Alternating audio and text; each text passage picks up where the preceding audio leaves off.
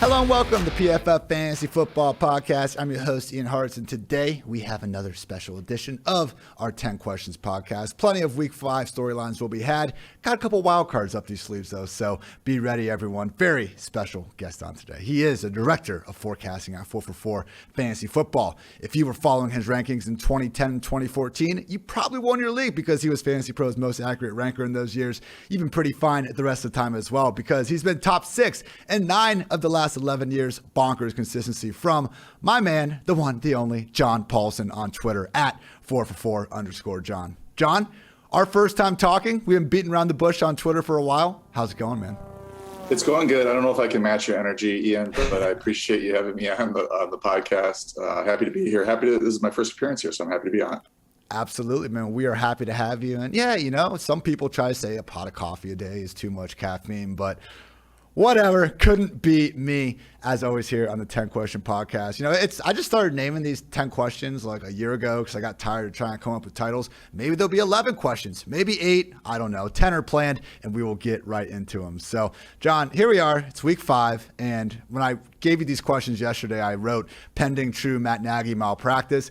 Thank God Justin Fields is the confirmed starter the rest of the year. So with that now out of the way, we'll assume for a second that Jimmy Garoppolo and this calf injury that he'll miss at least this week. So every first-round QB is now starting under center. Rank Trevor Lawrence, Zach Wilson, Trey Lance, Justin Fields, and Mac Jones as the fantasy assets in terms of who do you want the most for the rest of 2021? Okay, so Lance has significant upside, but I don't think he has the starting job yet. So I have to put him last just from a fantasy asset standpoint, although you could sit on him and maybe that's I'm talking about quarterbacks who can start on a weekly basis. So I'm going to put him last. And then I'll move the other way. I'll start from the top with, I think, Trevor Lawrence and Zach Wilson, and then Justin Fields at probably 1, 2, 3, since they all can run the ball a little bit. Wilson bounced back. I think he had a couple of tough matchups in weeks 2 and 3 and came back with a pretty good game. I think Fields and Wilson's an interesting debate because, you know, Wilson's has shown a little bit more as a passer so far, but Fields, he has that upside that we know he has, but he's just the first 2 weeks from a fantasy standpoint have been really rough. Sub 10 points. So a little scary there. Mac Jones is sort of like he's not going to run at all. If he's got a good passing, matchup, or he's in a game where they're, not favored, then he could, post 270, 300 and a couple touchdowns, but isn't going to give you anything as a runner, really. So I would go Lawrence, Wilson, Fields, Jones, and then Lance right now. But you could argue Lance over Jones or even Fields because of the upside maybe in that offense in San Francisco. I'm kind of surprised you gave Lawrence the outright number 1 spot there. I mean, week 1, we kind of saw the 3 touchdown upside, racking up the passing yards, but, hasn't exactly been a smooth sailing in Jacksonville since then, to say the least. We did start seeing that rushing, I don't think he has a ton of rushing upside, but he was used a good amount as a rusher at Clemson. Cool stat from our own PFF. Andrew Erickson pointed out that I believe Lawrence had like 4 or 5 read option plays in week 4 alone. Weeks 1 through 3 was only at 1 or 2. So is the Lawrence call just more of a hey, we have seen some improvements as a passer, and once we get a little bit more of that rushing floor, it's just the best overall package? Yeah, dude. Maybe they fire Urban Meyer, or he resigns or something. I think my quarterback model for rookies is the one thing that's really good at is predicting rushing yards per game, and he does have more ability than people give him credit for. And as a junior, the model would have I've used both junior and senior year because sophomore year or junior year is pretty kind of wild with COVID and everything, but between 17 and 23 rushing yards per game, I was expecting for Lawrence, so that's pretty significant. And that's that rushing baseline that you want. And we didn't see it really early in the year, but I think he's going to get a little more comfortable and run the ball a little bit more. I don't know that, I guess I just gave it to him as the, de facto number 1. You could argue, but I'm looking at 2 and 3. I'm like, Wilson, who had been really erratic, and then Fields, who hasn't even cracked 10 points. I don't know how you go another direction. Man, I feel like Fields has the skill set we would prefer. We all know how great he is as a rusher, but as bad as the 17 pass attempts were last week, those 3 rush attempts hurt even more, man. So I'm hoping that with, Laser now calling the plays and all that, we do see more pure Fields rushing. But I guess that has always been the true allure of Trey Lance. He needs to get that starting job. But, there's a reason why our PFF draft guide comp for him was Taysom Hill with legit arm talent. So if he can get out there and get those 10-plus rush attempts per game, I think, that list, at least we could have 5 taking the spot of 1, but very fair to rank Lance dead last because can't score many fantasy points from the bench, of course. Now, let's look at, I just want to kind of go off here for a second because this is a trend I love. It's not even so much a question, John. I just kind of want to get your opinion on something I've been noticing here over the years. So last 3 1.01 quarterbacks before Trevor Lawrence: Baker, Kyler, and Joe Burrow. Each of them first overall pick that flashes as a rookie. Year 2 comes along. We all get really hyped because OBJ gets added, DeAndre Hopkins gets added, Jamar Chase gets added, but maybe the team doesn't perform as well. Shiny wide receiver perhaps, overshadows some of the holes on the offense and defense. And then the 3rd year, as we saw with Baker, as we're seeing with Kyler, is when the real baller status is achieved, when some of those roster holes we overlooked are more filled. This is beautiful. Right, John? Yeah, I have some thoughts. One question I had is, is Baker a baller? Like, are we 3rd year, 223 yards passing, 26 touchdowns? That's fine. And he did do better in the second half of last season, down the stretch once he was, I think, more comfortable in Kevin Stefanski's offense. So I don't know if he's, and especially with the way he's playing this year, I don't know if he's reached baller status. But I want to know, why are you disrespecting Jared Goff, the number 1 pick? Was it 2016? They added Cooper Kupp and Robert Woods in year 2. He went to the Pro Bowl. He went to the Pro Bowl in back-to-back seasons. I mean, you got to include him on that list, right? I didn't go deep enough, and you called my ass out for it. Good on you, John. I also appreciate, I shouldn't be calling Baker a baller. We need to set certain standards for this. And I have critiqued the fantasy industry for saying season after everything. And I've said AJB, wide receiver 1 season, a lot. I get it. I'm not immune to this. And also saying every single time someone gets hurt, they're going to the moon. So maybe chilling out a little bit on Baker baller status. But let's just take a second to appreciate what Kyler Murray is doing so far. And this kind of leads me into the next question here. Every 4 or 5 months, I always bring everything back to this idea of a Space Jam game, but football. So aliens invade the planet. We got to defend the planet. Who do we basically want to field just to save everyone? And in this scenario, Mahomes and Brady are 2 of the guys that get their powers taken. So you can't pick Mahomes. You can't pick Brady. John, 1 game to save human civilization. Who do you want under center if we're playing tomorrow? Well, the way you asked the question, you referred to Kyler Murray. I think you want me to answer Kyler Murray. But I thought about this, and I have a clear criteria. I want a guy where the moment isn't too big for him, so he has to have won the Super Bowl. I want a guy who has made otherworldly throws on a regular basis. We've seen this from this player. I want a guy who can run a little bit, because the aliens are going to man up, and they're going to leave the middle of the field wide open, expecting this guy to throw the ball every time. And I want a guy who thinks he's the best quarterback on the planet. He has to think that, because he has to have that confidence to save the world. And I want a guy who can convince Devontae Adams to play the game. And that man is Aaron Rodgers. So, you got to have the ego in order to save the world. And I think he's got it. Very fair points all around. I don't know if there's another guy you could have said other than Rodgers where, I would have to kind of begrudgingly agree with you there.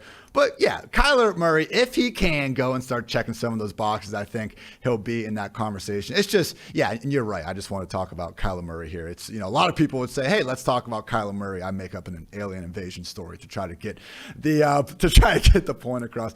But with Kyler, man, to me, we've seen, all right, we know Lamar Jackson gets slandered way too much as a passer, but it is fair to say he doesn't have Mahomes' ceiling in terms of just raw counting stats more times than not. With Kyler, I feel like the best version of him gives you the closest thing we've seen to Lamar's rushing. I don't want to say better than Lamar, but man, it's actually somewhat close, which is wild to think about. And then also, let's just face it, he is a more talented passer, I think, than Lamar, and we have seen that on the field. The ceiling for Kyler, albeit, he might hit his head on 5'9" or 5'5" doorways and all that. The ceiling for Kyler, I think, if he continues to put it all together, might be higher than any quarterback we've really seen, man, at least in fantasy land. Yeah, and he might be faster than the aliens. I guess I would need to get a 40 time on the aliens, and then we would have a better answer for you. But yeah, you look at Kyler and what he's done and where he's headed, and this season is not shocking. I kept him in a keeper league where you normally are not drafting quarterbacks late, but I just wanted to have Kyler Murray and continue to have him on my keeper league fantasy team, and I'm happy I kept him. Even if I cut somebody with a higher ADP in order to keep him, I want to have him locked up for as many years as he's playing, because he's a nightmare to cover, and that upside is totally there, as you mentioned. I'm almost surprised how well it's gone for him, because he spoke in the offseason about wanting to run less. And if you watch his offense last year, other than Kyler running, there wasn't a lot of good happening between, throws to DeAndre Hopkins, of course. Credit to Kyler, Cliff, even AJ Green, Christian Kirk, everyone involved for making it work thus far. So it's been 4 weeks, usually about the time where we start throwing out 2020 stuff, but we're still only using a 4-week sample. Not completely done carving our opinions on guys for this season. 4for4 has a very cool Air Yards app that just gives you the leaders over the past 3 weeks, and they are Chase Claypool, Courtland Sutton, and Odell Beckham. Now, with Claypool, he has a hamstring injury. For the sake of this argument, let's put that off the table. Let's assume he comes back this week, just A-okay. Claypool, Courtland Sutton, or OBJ? Who do you want the rest of the season, and why? I would still go with Courtland Sutton. We saw the big, huge game that he had. I know he's had a couple of quiet ones. I am a little worried about this Teddy Bridgewater concussion, and how long is he out, because now we've got Drew Lock back under center, and that's a little dangerous. But these guys this is a good question, because these three are pretty close. Claypool with Roethlisberger, and then he's the number 2 option at best after Deontay Johnson. That's a little concerning too with Roethlisberger and his arm, because Claypool is a big air yards guy and a big deep ball guy, and if you can't get the ball delivered to him, that's a little scary. And then Baker, the baller, you called him a baller earlier, so he should be the guy to really unlock Odell Beckham, although that just hasn't happened. No, it hasn't.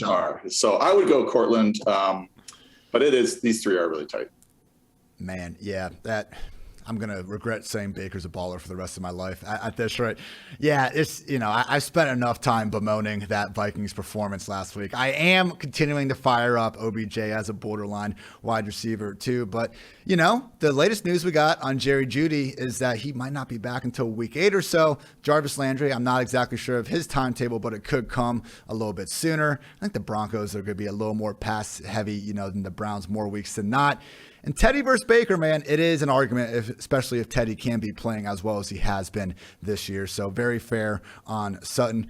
Why did, I don't want to say I was down on Claypool this year. I want to say I had him in kind of like the mid wide receiver 30 range before the draft start. But am I missing something, or did Claypool become a top 30 receiver in the preseason because he made that one really cool preseason catch against the Cowboys?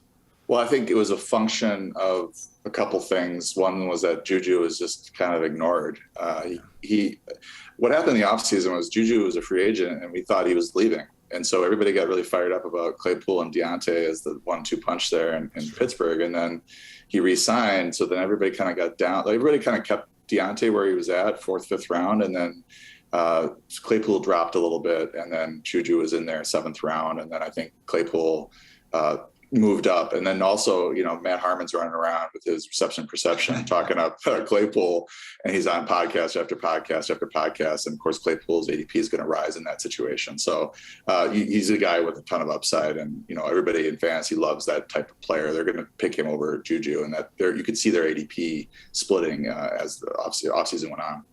He was just one of these guys. I put him there with like Ayuk and DJ Moore, but I wasn't doubting the talent. I was more so doubting his ability to stand out in a crowded offense.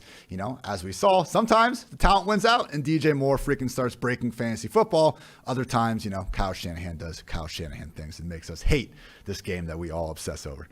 One guy didn't quite crack the air yard model because he's not, I guess, going to lunch out enough with his quarterback or something. But anyway, Bobby Trees, Robert Woods. Disappointing everyone. We got a little bit of a squeaky wheel narrative going. Sean McVay saying he's a captain, he's a leader. He's on Sean McVay to get Robert Woods more involved in future weeks. John, are you buying that Robert Woods is going to bounce back, or is this now just the Cooper Kupp show and we need to quit pretending like there's going to be someone else consistently involved? Well, so thinking about this logically, I don't know that Cooper Kupp is like defensive scheme immune to that. So I think when defenses are going to start trying to take him away, and then, Sean McVay is smart enough to counter that with open plays. And I don't think Matthew Stafford is, going to just force the ball to Cooper Kupp, even if he's covered or double covered. And, you look at Woods' game log and it's not pretty. I mean, he's cracked 64 yards passing and or caught a touchdown in 3 or 4 games. He's playing a ton of snaps. We got that garbage time touchdown last week, which saved a couple of my games. But, he's a guy with a long track record in this offense, and I think it'll be okay. You got some upcoming matchups that are nice. I think this week is very key because Sean McVay came out and said, I have to get him more involved. So it's a squeaky wheel thing. And I got called out on Twitter, saying that, we can't trust McVay. And there is the possibility, if you really want to galaxy brain it, that he's trying to pump up Woods in order to get Cooper Kupp free, have the Seahawks, scheming to stop Woods because, he's come out and called his shot. I do think we're going to see a pretty good game out of him on Thursday after this. And I think going forward, he's going to be fine. He's going to be startable. Maybe he's not the top 15 guy that we drafted him as, but maybe a top 25 guy on a pretty consistent basis. Still a wide receiver too. I think that's a fair take on it. And yeah, this is the breaking point. Not necessarily because Woods could again have not a great game, and I still think achieve those standards for the rest of the way.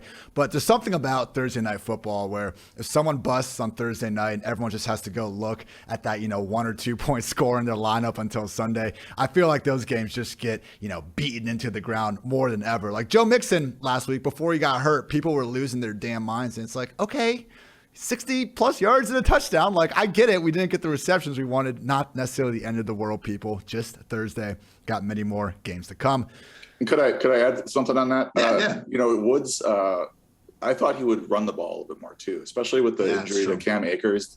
He had 155 yards rushing last year, 115 the year before, 157 the year before that. He's added 4 rushing touchdowns in the last 3 seasons. He's only got 18 rushing yards so far. So I don't know if, maybe McVay talking about this a little bit gets him going with his rushing attempts. He does have 1 carry per game, but that's just, probably not going to get it done. He had 24 last year. So I think maybe that's another way to get him more involved in the offense is to hand him the ball a little bit.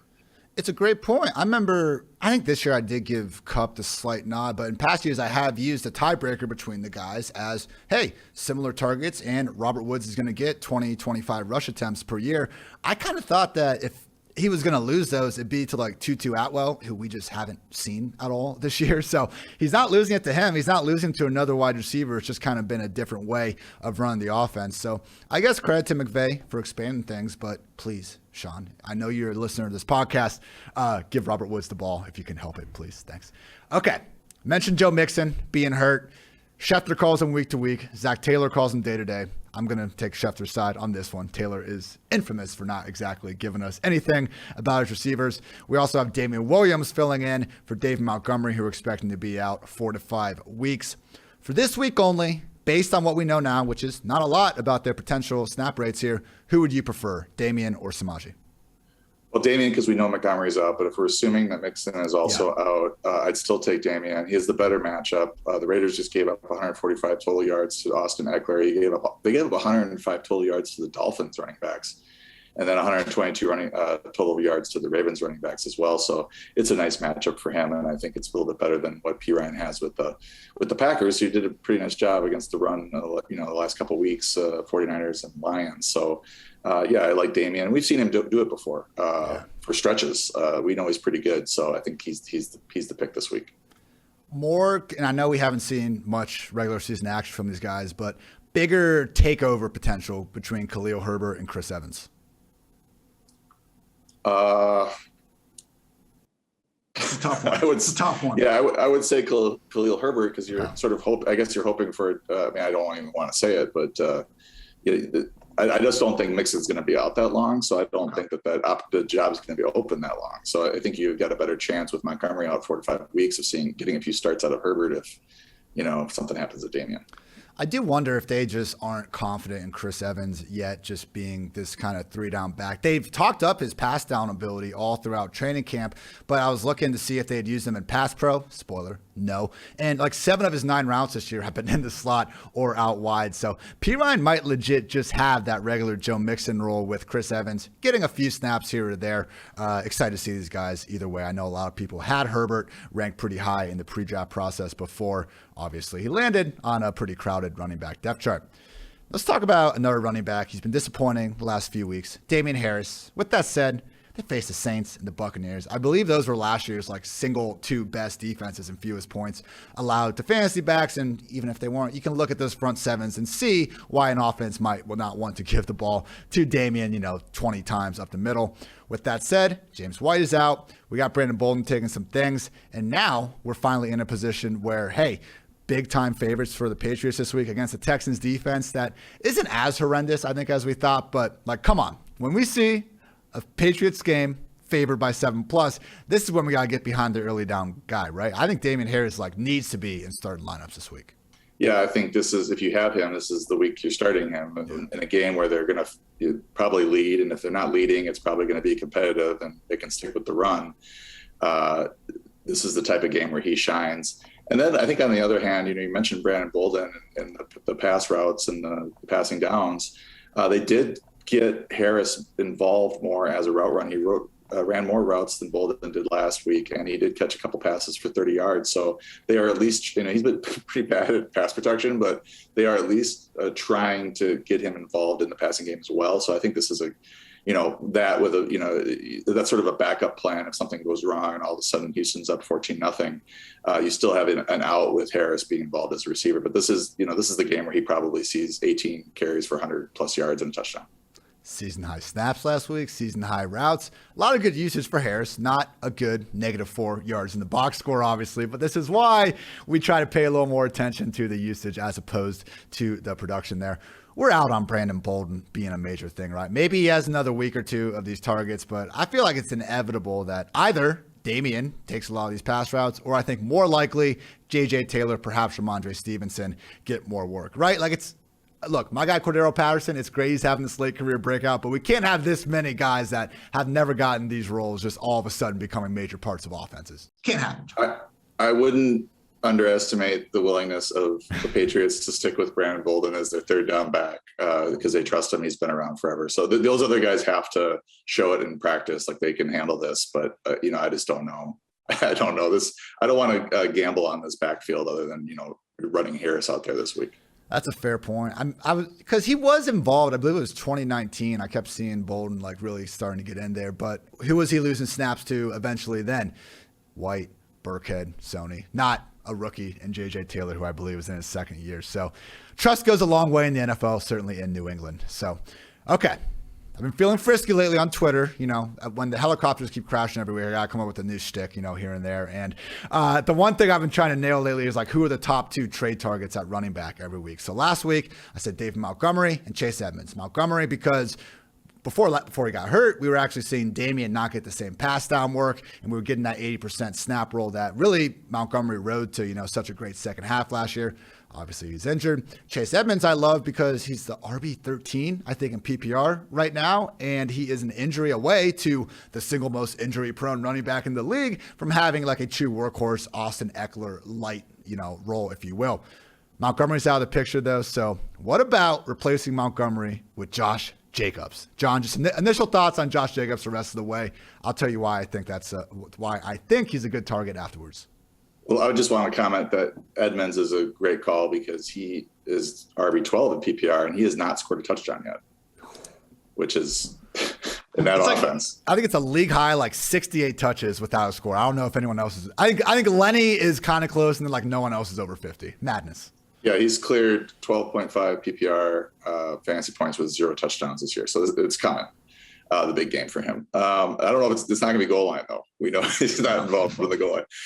As for Jacobs, that was a little weird, him coming back off the, missed game and then kind of questionable all week and then seeing that lion's share of the touches. And I just don't know that Vegas is going – I have to see this 2 weeks in a row for Vegas to really believe that Vegas is going to go away from the committee that they've been sort of using. Maybe they're just souring on Drake, and then Peyton Barber has got the turf toe. So that, sort of takes him off the table. And maybe it is just a Josh Jacobs. They're just not into Drake anymore. They're giving him the big contract. I have to see the second game before I would go trade for Josh Jacobs. And I don't love that offensive line in general. But his schedule's going to get easier. He's got Philly, he's got bye, and he's got the Giants, the Chiefs, and Cincinnati all in a row. So things are going to get a little bit better, I think, for him. But for me, I think Darrell Henderson is still cheap. Like if you talk to people, they're always injury prone or always this or that. And he came back and got almost all the touches in that offense, which was a little bit surprising because they did use Michelle quite a bit the previous week. And I think this is a sign that they want him to be the bell cow. Because this was last week was a week where they could have really, shown us a 60-40 split or something. Yeah. And they went Henderson. And then I think the other guy that might be a little bit undervalued is Nick Chubb. I see people complaining that he's not getting the end zone. I mean, he had a touchdown like 8 straight games or something going back to last year, and he has got back-to-back games with no touchdowns. Kareem Hunt is, I think, RB6 and half PPR. So people are upset about that, but Chubb is awesome and it's going to start scoring touchdowns again. So you might be able to get him for cheap a little bit right now. With Chubb, it's like we keep not talking ourselves out of him, but he's one of those guys where because he's probably not going to get to that top 3, top 5 without an injury to Kareem Hunt, it's almost like people take his just consistent, one low-end RB one week after another as like a negative when, hey, if you can get that out of one of your top 2-round picks, I don't think you're feeling too bad about it. Henderson is a great call. I guess, sometimes I spend all day talking to you and Dwayne and all these other people that are in the weeds as much as I am. And like Henderson's my RB10 this week. You're exactly right. For him to get that absolute workhorse role in the first game back from injury after Sony Michel had proven that he can play a whole game's worth of snaps and know what he's doing out there, it just didn't matter. Still the Henderson show. So absolutely, if you can get Henderson, go do so. I would put him on that short list as well. And yeah, we'll know a lot more about the Jacobs situation next week. But just personally, as someone that ranked him, I think like RB 27 or something before his year, like I was almost like, I wasn't spiteful. I'm trying to be objective with all these guys, but like it was a slanderous ranking. Some Raiders fans might say about that. And my rationale was, hey, they just made Kenyon Drake one of the highest paid backups in the league. Well, Drake is out of the picture. We saw that Peyton freaking Barber is going to get the early down work before Kenyon Drake does. So for me, that takeover potential is out of the picture. And for Barber, someone that I was worried about making this a 3-back committee here moving forward, he's got the turf toe thing now, and who's to say that he would have even had more than a carry or two, even if he hadn't gotten hurt in that one. So just the biggest issues I guess I've had with Jacobs seem to be coming together because I don't know, man. I've never doubted his ability with the ball in his hands. It's just been about that volume. To see him get 18 touches in a game they were down multiple scores, I know he didn't perform great against a bad run defense, but if he had, John, like we couldn't buy him as low as he is right now. Yeah, and it's I'm looking at their RBBC report on 4-for-4, and Kenyon Drake played 35% of the snaps and had 1 touch, did not have a target. So that definitely is a departure. Although the snaps there are interesting that he's even in with Jacobs dominating 18 of 20 running back touches in that game. And just on Henderson, I'll go one step further. I have him at RB7 right now, so for this week. So I'm expecting a big game. We'll see. The usage lines up with that. I might be the one that's a little low there. But only other thing I'd add on Jacobs is Jalen Richard was designated to return. Now, if Jalen Richard is taking snaps from Jacobs and now Kenyon Drake after you paid that guy, then I'll just throw my hands up in the air and take the L. I wouldn't necessarily put it past Gruden, though. Seriously, those Peyton Barber touch numbers were absolutely ridiculous. This guy was on the team. Today is October 6th. He got signed September 6th, and he was like 3rd in the NFL in rush attempts in weeks 2 and 3. But whatever. It sounds like he won't be an issue to worry about. Well, let me just add on Jacobs is that it's always been the passing work for him. Like he's been the 15 to 20 carry guy, but are they going to give him the ball in the passing game? And we did see that last week. He got 5 targets, 5 catches. If that continues, then yes, I think you're going to turn out to be right with your buy low. He reminds me like of Antonio Gibson, man. We're like, it's never been a doubt that Jacobs can handle that pass down work. He was a great receiver at Bama. Like he was lauded by the Raiders for his 3-down skill set as soon as they drafted him. It's just a matter of getting those. So again, hopefully with Drake not being as big of a, thorn in the side as we thought he was going to be, it all comes to Jacobs. Let's talk about the guys that are already balling out this year. Top 6 RBs in full PPR scoring through 4 weeks. Derrick Henry, Austin Eckler, the GOAT Cordero Patterson, Aaron Jones, Najee Harris, and Ezekiel Elliott. Rank these guys for me 1 through 6. 1 being the guy you're most confident stays in the group. 6 being least confident. Careful, John. This is a Cordero Patterson friendly podcast, so no slander will be allowed. I love what he's doing in Atlanta. This is great. I am not confident that he's going to stay in the top 6 this year. I do think there's going to be some regression on all those touchdowns he's scoring, but I ran the numbers, and based on his career touchdowns per touch numbers, he should score another 6.9 touchdowns the remainder of the year, given his current workload. If it remains the same, I don't know why it would go down with what they're doing. Now, the question is, is he, like, you got Calvin Ridley there, you got Kyle Pitts there. There's going to be some other players scoring touchdowns. Mike Davis as well should probably get a touchdown at some point. So I'm going to put him at 6. I think the number 1 with the Bullets, Derrick Henry. He's getting the passing down work that I thought Nick Chubb was going to get. Nick Chubb saw a big uptick in passing down work at the end of last year, big for him. And now we've got Henry on pace for, I think, 60 catches. I mean, this is a dream come true for him. He's number 1 with the Bullet. And then I think you've got a tier of Jones, Eckler, and Zeke. I love Eckler's usage. He's being used in the red zone now on goal line. So that's great. I think he's going to be a touchdown scorer there for the Chargers. Jones is obviously Jones, and then Zeke is sort of holding off Tony Pollard. It looked a little scary there at the start of the year, but he's back and seems like he's going to be the touchdown scorer in that rushing offense as well. And so then I would put Najee at 5. I think Najee's problem is not usage. It's his offense. We can't run the ball. So you're looking at sub 50 yards rushing much money of the weeks. And then you're hoping that he continues to see a heavy role in the passing game, and he will. But I don't, if you get the 3 receivers healthy, are they really going to be targeting him 7 to 19 times like they have the last couple of weeks? Well, if they go for it on 4th down like 20 times a game, then he'll get 20 targets because Ben doesn't want anything to do with, actually trying to pick up the 1st down with the game on the line. Bold strategy, Cotton. All right, John, last question here. I mentioned it in the intro, but seriously, man, this is bonkers. You've ranked in the top 6 of Fantasy Pros accuracy competition in 9 of the last 11 years. Like, find any competition. I think anyone's going to be hard-pressed to be that consistent. Obviously, man, you're a G in this industry that we love. Give me a favorite piece of advice you have at the moment in terms of a waiver ad, buy low trade candidate. You already mentioned Henderson, so you can't use that again. Straight to schedule to monitor, something general, whatever. Go off. So I mentioned his name just briefly, but Calvin Ridley, his owners seem completely disgusted with him. Like, if you talk to people on Twitter that have Calvin Ridley, they're so upset that they drafted him. So you might be able to get him away from those fantasy managers that drafted him. The targets are there. And then I'd love to see the downfield usage last week. The air yards were there. He was one of the leaders in air yards last year. And then suddenly this year, he became a dink and dunk guy. And I don't think that's necessarily Matt Ryan's arm being dead or anything. I just think that was, Arthur Smith trying to figure out how to use this awesome receiver in his offense. And, he is still producing a lot of catches, and he's getting a ton of targets, and the touchdowns are going to come. They're not all going to go to Cordero Patterson. I'm sorry to break it to people. Really is going to, he's going to start scoring. I think touchdowns are going to come. So I would say he's a buy low because he just hasn't hit the end zone yet or had that huge game that we were expecting from him. Huge game could very well come this week, just in terms of unrealized air yards last week. OBJ, obviously number 1. Anyone that watched that Baker performance isn't surprised there. Courtland Sutton, number 2. I would say quite a few of those air yards are probably more like prayer yards from Drew Lock. And then Calvin Ridley, number 3. Man, like, I counted at least 3 deep pass plays where, like, the ball was, they would have been great catches, but we're used to seeing Ridley make great catches. Like, it wasn't Hollywood Brown 3 drops level week, but it was a week where it's like, man, they are this close to busting it big. So PPR, wide receiver 22 through 4 weeks, wide receiver 2 in expected points right now. Like, Ridley, even if he doesn't even need to come back all the way to what we're expecting, he should still be a wide receiver 1 before too long.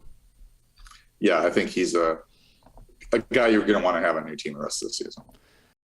No doubt about it. Let's go. I like that call. Go get Calvin Ridley, people. Go get Darrell Henderson, and maybe even just Josh Jacobs. John, fantastic stuff. People can find you on Twitter at 4for4_John. I can't say enough good things about 4for4 football. I got my start in the industry with Jonathan Bales, who I love, and got to come up through the Fantasy Labs thing and all that. But 4for4 was the first company that wasn't directly associated with Jonathan that actually gave me a chance to go write for them. So I only did about 2 articles for you guys. I ended up just signing a full-time job shortly after, but one of the first companies that really showed faith in me, and with TJ and just your guys' whole crew, consistently excellent content, and again, having yourself really spearheading the forecasting and the rankings. You guys do exceptional work. So anything else you wanted to pitch there from 4for4? Oh, thanks for saying that. I mean, Josh Moore has done a great job. I came on in 2010. He's a great guy to work for. And, I don't expect I'll be leaving anytime soon. And it's just a good culture. And I love the site and how far it's come since, when I joined, it was not as sleek and informative and didn't have as many tools. But Josh just invests in good people, and those people pay him back with good work. So I'm very happy to be there. I remember when I got to meet a lot of the crew first time in Vegas at Fantasy Convention, you guys were all in matching red jumpsuits. Is that something that gets planned a week in advance, or do you guys already have the orders in for next February? Well, I think TJ and Josh were wearing them. If I wore mine, I'd look like Andy Reid, I think, giant tomato. So I didn't wear mine. I think I had my jacket on, but that was it. No, that was a Josh Moore special, the Adidas red standout jumper. It's a nice jacket, so I pull it out from time to time. Gotta love Josh. Gotta love the whole crew at 4for4. Again, people, at 4for4_John on Twitter. Thank you, John, for the time. And thank you all for listening to another episode of the PFF Fantasy Football Podcast. For John, I'm Ian. Until next time, take care, everybody.